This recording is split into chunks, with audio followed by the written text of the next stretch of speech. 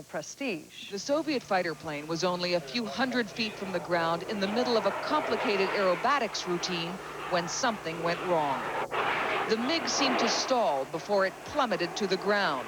It was so quick, the pilot only had seconds to eject. He was so close to the ground, his parachute didn't have time to open. Amazingly, the pilot survived.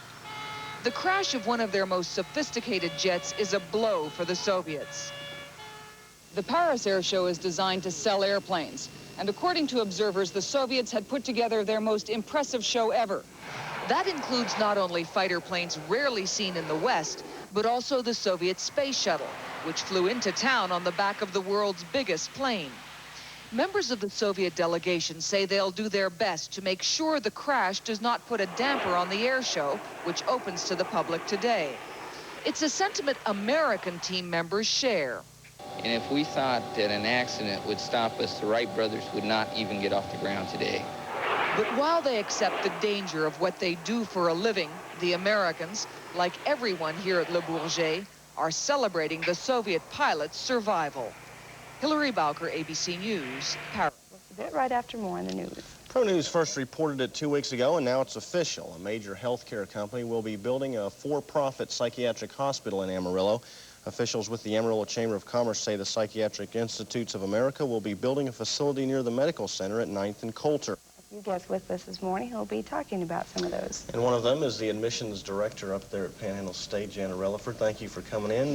Thank you. I guess you're kind of in a lull of the action right now, but getting ready for lots going on. Well, we're really not in a lull. Actually, after all the recruiting we've been doing all year long, now is the time that we see what pays off, and we're very busy with a lot of calls, people coming in for open enrollment, tours, a lot of parents coming on campus to see what we have to offer and our scholarships. So really, we're very busy right now in the office. And speaking of enrollment, you have a couple of sessions coming up this summer, I guess, to assist both parents and students through the enrollment process. Correct. We've had 2 already starting in April and May. We have 2 pre-enrollment clinics left.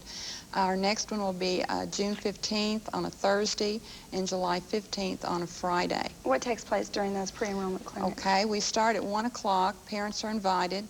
They come really to the Office of Admissions, and we check them in. There's a lot of records that we've been accumulating on them all fall and spring. Then we have a special place that everyone goes to, and we will have different vice presidents and directors that will talk about everything from scholarships, housing, student services, everything on campus that would be benefit for information for them. Just kind of meet with them one-on-one so that actual enrollment isn't quite such a scare. Well, the pre-enrollment clinic can really just deal with the freshmen. They don't have to get into the lines of upperclassmen and take a long time to wait to enroll. We can probably go through the process in 2 or 3 hours with faculty advisors and just get everything taken care of them so they don't have to do anything but show up for the first day of classes. And as you mentioned a while ago, some of the different scholarship programs, and we have 2 scholarship recipients with us this morning, and you 2 are members of the Student Ambassadors Program. What are Student Ambassadors?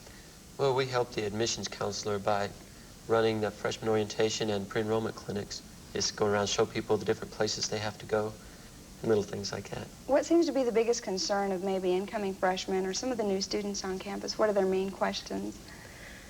The dorm and the cafeteria. They're always concerned about, you know, where they're going to stay and what the rooms are like.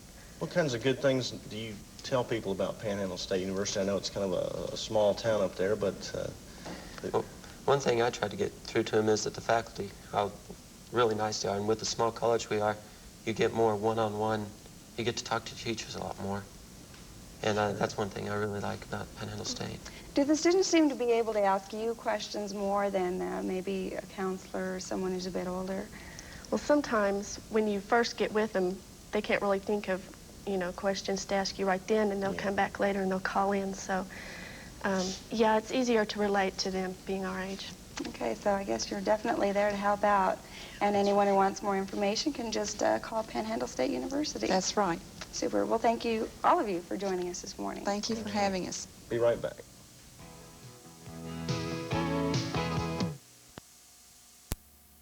You and your vaccine in court until you're dead. That's a promise I know I can keep because I'm alive. Assault weapon.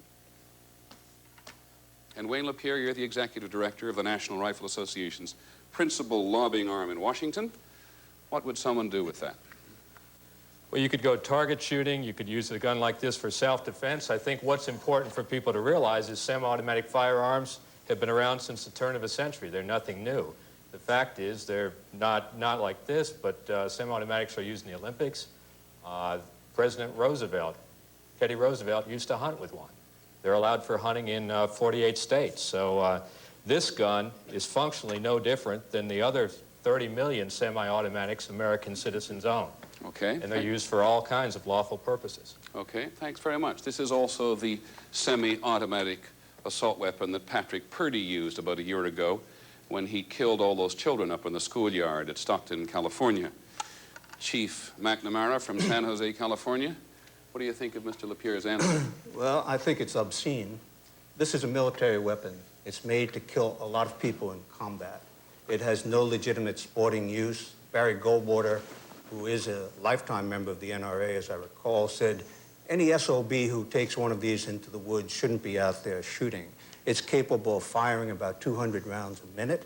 The police can't protect themselves from these weapons, let alone the innocent citizen. In the McDonald's massacre in 1984, Charles Uberty had one of these, and the head of the police SWAT team testified that he couldn't send his men into that restaurant. They sat outside for 45 minutes while 29 innocent people were picked off one by one because a Uzi, a weapon like this, was there. Hang on to it for a second. Maurice Turner, you were the chief of police in Washington, D.C. What do you think of that answer? That wasn't the problem that we were confronted with in Washington, D.C. I will say, however, that I am pro-gun.